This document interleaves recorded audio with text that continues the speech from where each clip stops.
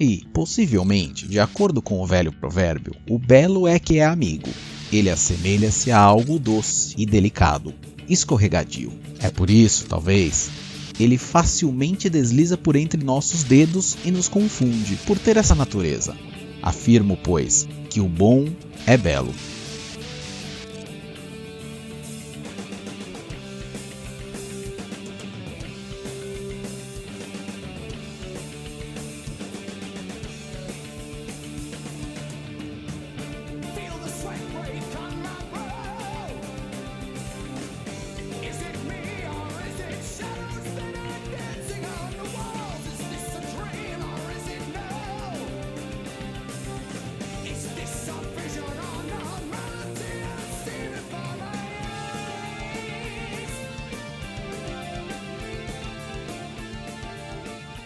O Banquete é um dos diálogos do Platão que retratam o personagem Sócrates com uma conotação mais fictícia. Assim como ele, Hípias, Alcebíades, Titeto, Fedro, Górgias e os diálogos políticos, como a República, o Sofista e o Político, esboçam uma situação na qual o personagem Sócrates não faz jus à sua realidade histórica, mas simula uma discussão com alguns interlocutores que vão interpelá-lo sobre um tema específico. Este tema, para nós e no tratamento do Banquete, é o amor, em grego eros. Este amor, e é bom que se diga, é o amor erótico, é o amor de pulsão, é o amor que impele os corpos à conjunção carnal. Os gregos têm 4 ideias para que a língua portuguesa chama de amor, né? O que a língua inglesa chama de love e assim por diante. A questão dos gregos era mais conceitual. Se nós pensarmos em uma questão de como este amor se coloca na ordem cósmica das coisas, o Platão vai dizer que este é o único que pode ser debatido nesse sentido. E os interlocutores vão se apresentar num banquete, que é uma forma antiga e clássica de uma coisa que nós da academia e das ciências chamamos de simpósio hoje, né, e que vem do grego simpósio. A verdade é que um banquete, ele é uma forma de educação na Grécia e até hoje. Claro que você tem uma dinâmica distinta para a utilização e a forma que esses banquetes eram organizados no mundo grego, porque eles tinham uma ideia voltada à comida e à bebida e a um momento de falas e de discursos eloquentes e de formas a elogiar ou a vituperar ou a censurar ou até mesmo a defender certos personagens ou certas ideias e outras coisas, né? O que vai ser importante de salientar aqui são 2 curiosidades sobre a visão do Platão. A primeira é que o Platão considerava que ele era fundamental para promover esses discursos. Por que ele falava isso? O Platão defendia o uso moderado do álcool. Dizia que o álcool destrói uma barreira de timidez e medo e libera o homem para a evidência da verdade sem tirar a lucidez, né? E como nós estamos falando de Platão, né, qualquer excesso e qualquer pulsão fora do controle para o Platão é completamente absurda de ser defendida. Então, por exemplo, o Platão não é um defensor da embriaguez completa, mas ele é um defensor da moderação. E para isso ele, coerentemente, é um defensor da moderação para tudo, não seria diferente com esta questão. Por que ele fala isso? E ele vai falar isso em alguns diálogos como das leis e o sofista, esta questão da desinibição, porque ele vai dizer que o álcool ele libera o homem do medo e da timidez sem tirar a lucidez, o que é para ele muito importante, de forma que os homens compelidos a falar ou a se apresentar em público geralmente são imbuídos de um certo nervosismo que num banquete, depois de estarem bem alimentados e depois de estarem devidamente embriagados, eles jamais vão manifestar essa timidez e esse medo e portanto, eles vão dizer as coisas que eles imaginam e que estarão mais próximas da verdade do que se eles pudessem se reprimir de forma negativa. O que significa para ele, não que é aquela questão prática que nós normalmente nos atemos quanto ao álcool libera era uma personalidade que estava... Não, o Platão não acredita nisso. Na verdade, ele só acredita que algumas amarras sociais são deveras fortes para impedir que você consiga manifestar aquela questão virtuosa. E por isso a realização desses simpósios. No simpósio do banquete, e essa discussão do amor vai aparecer de forma a pôr todos os interlocutores do Platão na forma do personagem Sócrates a compor uma visão sensível do amor.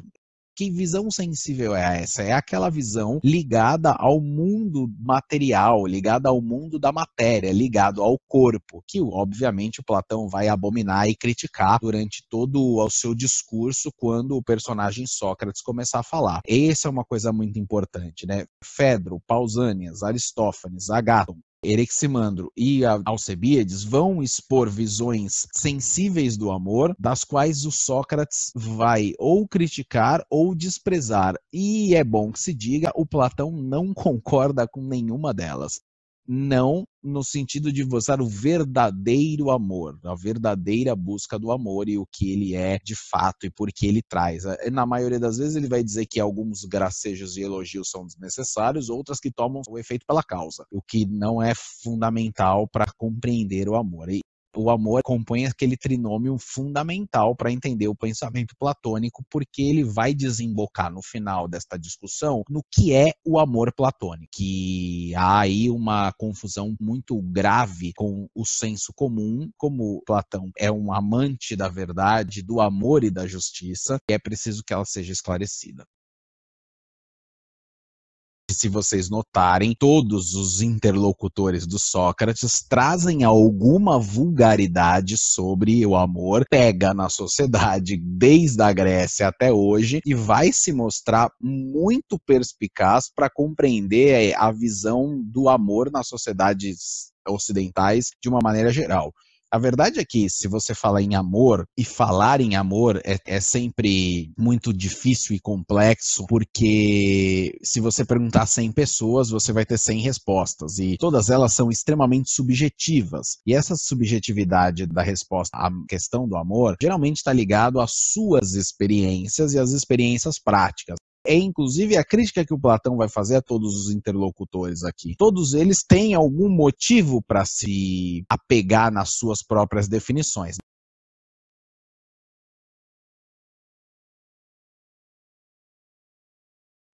Fedro é o primeiro a discursar sobre o amor. Vai dar uma definição de amor que vai perpassar os séculos, por muitos e muitos longos anos, até desembocar na nossa sociedade. Por exemplo, é o interlocutor do diálogo e vai debater a questão da escrita, da linguagem, da comunicação e de como o Fedro ele acredita nesta questão de retorno, divinização, e ele vai colocar que o amor ele é uma força de criação do universo e ele é tão anterior ao mundo e tão anterior às coisas que ele está no início das coisas. É uma visão de amor que está presente, por exemplo, na Odisseia, na Ilíada e na Teogonia e nos 12 trabalhos do Hesíodo, ou seja, é uma visão literária do amor. O Fedro é este homem, e é isso que ele vai discutir com Sócrates posteriormente, né?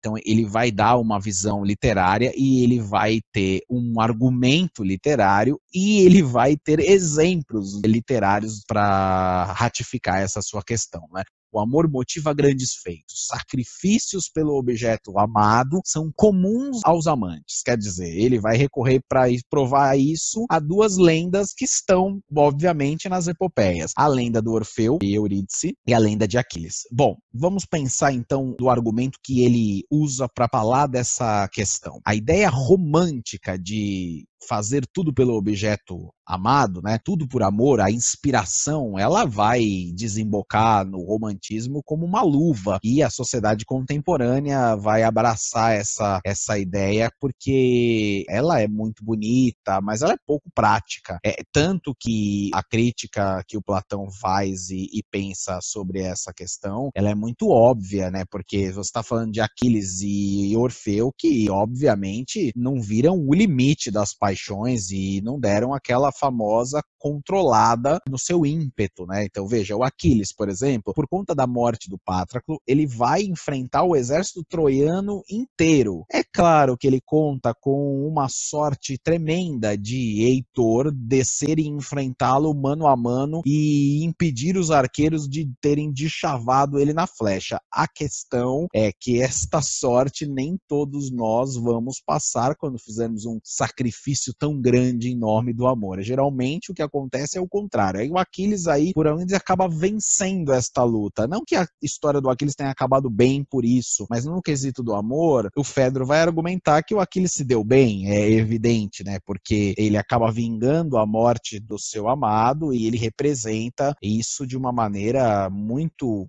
forte e agressiva, mas ele também conta com muita sorte, o que não é o resultado final da questão. É claro que se nós pegarmos essa questão da crítica literária e nos atermos aqui ao que fala a Ilíada e do que é a ideia de tratar o Aquiles, a Ilíada é a ira de Aquiles. Aquiles é um descontrolado. Então, é óbvio que essa ideia não poderia ser corroborada pelo Platão, né? Apesar de que ele vai aceitar o fato de que o amor motiva grandes feitos e sacrifícios pelo objeto amado, isso é simplesmente pelo fator de sensibilidade extrema. Aí, por Platão, obviamente, o cara tá louco de paixões, e aí não tem muito o que fazer, é o corpo dominando a alma de novo. A lenda do Orfeu e da Eurídice bate na mesma questão, né? Orfeu que vai descer até o mais longínquo inferno para ir atrás da sua amada por conta do sacrifício e vai acabar olhando para trás e, enfim, dilacerado pelas ninfas, né? Não termina nunca muito bem essas ideias. Então o Fedro vai colocar essa ideia da divinização porque ela vai criar um apartheid, né? Uma distância monstruosa entre o amado e a amante, na medida de que este amante é tomado por loucuras. Ele faz da sua vida uma ordem louca e insana porque ele não consegue controlar as paixões da alma. Mas isso faz dele divino, faz dele parte da divindade, né? Quem ama, consegue se desprender desta humanidade e fazer coisas que seriam impossíveis, né? Esta é a opinião do Fedro.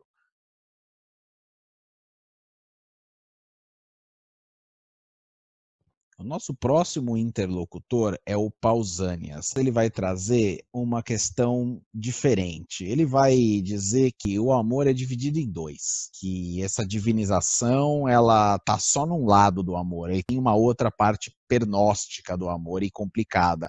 A certo ponto o Pausanias considera nefasta, né? Inclusive tem uma coisa muito complicada, porque é nesse ponto que nós temos aí a grande confusão do amor platônico, né? O Pausanias vai defender que existem dois amores, o amor celeste e o amor terreno, né? Ele vai chamar isso aí no texto de Afrodite Uranus e Afrodite Pandemos. Por que ele está falando dessa maneira? Porque ele vai se referir à Teogoníade também, né? Ele também tem a sua raiz literária. O amor celeste é aquele amor que vem da castração de Urano, aquele amor de uma Afrodite anterior, de uma Afrodite divina, de uma Afrodite divinizada. E o amor terrestre, o amor terreno, né? O amor pandemos, que significa um amor vulgar do povo. O Afrodite pandemos é aquele amor carnal, de conjunção simples, de uma Afrodite que nasce no Olimpo, que é da vulgaridade sexual e da fonte de conjunções e calores sexuais e portanto, fora disso. É que o problema é que Pausanias ele vai dar duas definições complicadas para esses dois amores, né? Ele vai dizer que o amor celeste é voltado à virtude, né? Como se você conseguisse voltar o amor à divindade, o amor a alma da virtude, a uma ideia idealizada. E tá aqui a grande questão, né? Por que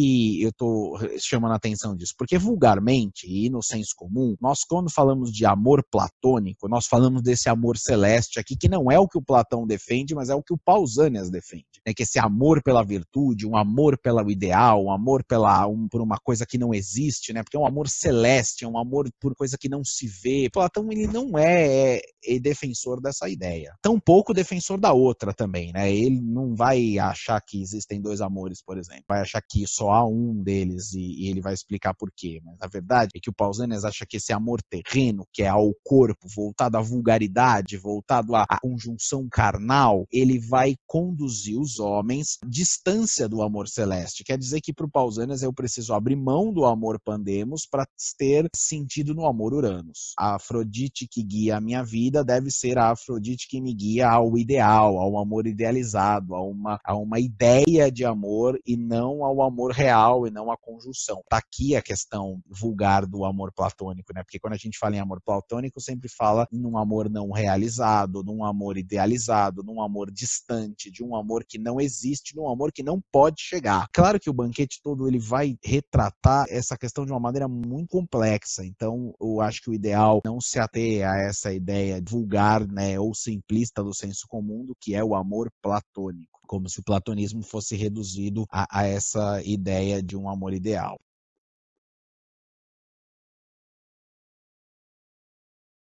O médico Eryxímaco vai se apegar a essa questão do amor terreno para discuti-la. Dizer que o amor está em tudo na Terra e porque ele é força cósmica da criação e você não consegue alcançar aquele segundo amor celeste, porque você tem que ficar com esse amor terreno. E esse amor terreno, ele ainda assim é capaz de harmonizar os contrários na natureza. E ele está baseado muito na sua formação, né? Ele vai dizer que o amor tem tudo a ver com a saúde, deve haver harmonia do corpo e da mente na dedicação dos dois amores. Quer dizer, a mente tem a obrigação de amar mentalmente e o corpo tem a obrigação de amar corporeamente, né? Todas as doenças dos homens se dedicarem ao amor, à vulgaridade, à desregulamentação do corpo, vai criar aí uma série de enfermidades que se vê no mundo real, né? Aí você está falando de uma época que você tem uma série de enfermidades que você não tem, nem imagina, né, de onde vem, como por exemplo as de transmissões sexualmente. Isso deve influenciar bastante o que o Eryxímaco está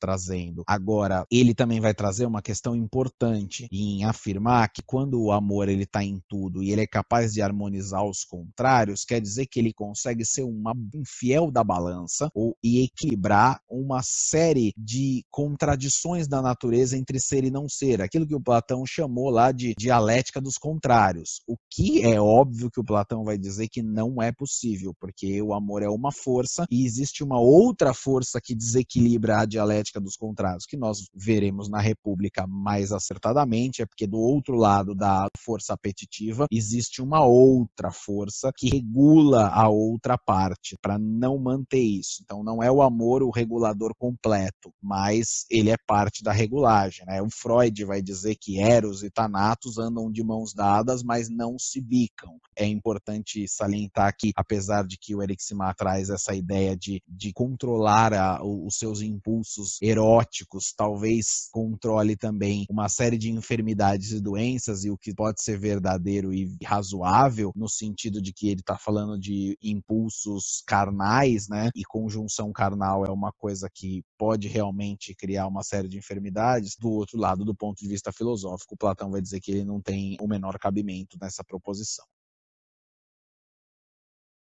Nós chegamos ao próximo interlocutor, que é um comediante famoso. Aristófanes, que era um grande escritor grego, prefere não explicar o amor e nem elogiar o amor, mas dizer como ele nasceu. E para isso ele vai recorrer ao mito do andrógeno. A natureza arrogante humana e a força de como ela se constituiu, vai para o Aristófanes, de alguma maneira, justificar como o amor se dá no mundo e como as pessoas se comportam do amor. E para isso ele vai contar esse mito do andrógeno. O que é o mito do andrógeno para ele? Ele vai dizer que no início das coisas, né, no início do mundo, não se criou o homem, se criou, e nem a mulher, se criou o andrógeno. Era um homem e uma mulher conjuntos, ou um homem e uma mulher e uma mulher, quer dizer que é um ser com com 4 pernas, com 4 braços, com 2 cabeças, 2 corações e tal. Esse ser era tão poderoso e tão forte que ele decidiu invadir o Olimpo e vencer os deuses. A natureza arrogante e poderosa que fundamenta o amor, que é a união das duas partes, é tão forte e transformou o Eros em força e resolveu escalar o Olimpo para vencer os deuses. Zeus, irritado com a arrogância e o disparate dessa criatura que não passava de um monte de barro, resolveu puni-la e, usando seu raio, ele partiu todos os andrógenos ao meio. E aí os andrógenos tinham a alma partida e aí eles foram espalhados pelo mundo de modo a serem obrigados e impelidos pela sua força erótica a encontrar a sua cara metade e a sua alma gêmea. Quer dizer que o discurso de Aristófanes ele vai dar origem à ideia de alma gêmea e ele vai dizer que nós estamos a vida inteira e nós passaremos a existência atrás da nossa cara metade, da metade da nossa laranja, do que nos completa, porque nós somos seres incompletos e que não conseguem coexistir consigo mesmo porque falta alguma coisa que foi nos tirada pelos deuses, né, em punição da nossa natureza vil. Que a ideia de incompletude do homem, de necessidade de encontrar felicidade no desejo do outro, é da natureza do amor. Então eu preciso manter a minha força erótica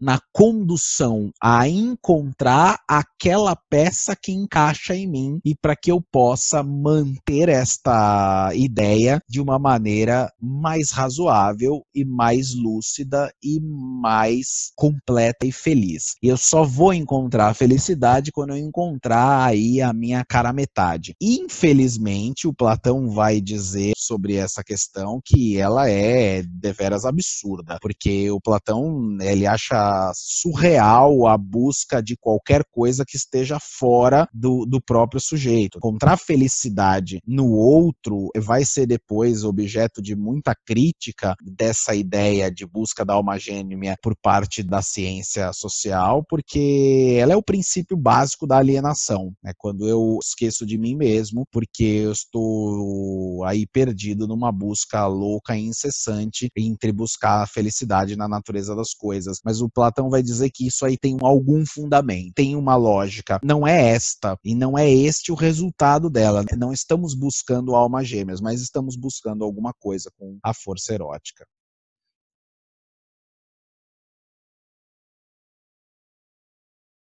O próximo e último dos interlocutores do Platão é o Agáton, que é o dono da casa a quem o banquete está sendo dirigido. O Agáton, depois que todos explicaram suas visões de amor, ele vai dizer que elogiou-se muito o amor, falou-se muito do amor, mas esqueceu-se de pensar na sua natureza vil, na sua natureza selvagem, na sua natureza agressiva. Por isso que ele vai criar uma imagem que nos é muito familiar, que é o amor como um grande arqueiro. O amor é um seteiro cruel, é um arqueiro perspicaz. Ele não pede, não dá satisfação a ninguém, ele invade a alma com as suas flechas envenenadas do seu contingente amoroso, da sua força erótica, ele invade os corações e como um veneno corrói as entranhas das pessoas, né? Quer dizer que assim, eu fui flechado pelo Cupido, eu recebo o veneno erótico do amor e ele corre nas minhas veias e é por isso a ideia do coração e da flecha atingir o coração, porque ela é bombeada e o veneno vai passando por todas as partes do corpo e você vai se sentindo completamente maluco, porque você não consegue mais discernir o certo do errado, o justo do injusto, o útil do inútil, e essa questão te deixa completamente fora de si, porque há um veneno circulando na sua corrente sanguínea, e esse veneno é fruto da ação agressiva do garotinho, arteiro e perspicaz, não pede satisfação e não dá satisfação da invasão. Ele vai dizer que, por exemplo, outras duas divindades só parecem corroborar dessa ideia de não pedir e não dar satisfações, que é a morte e o sono, né? Os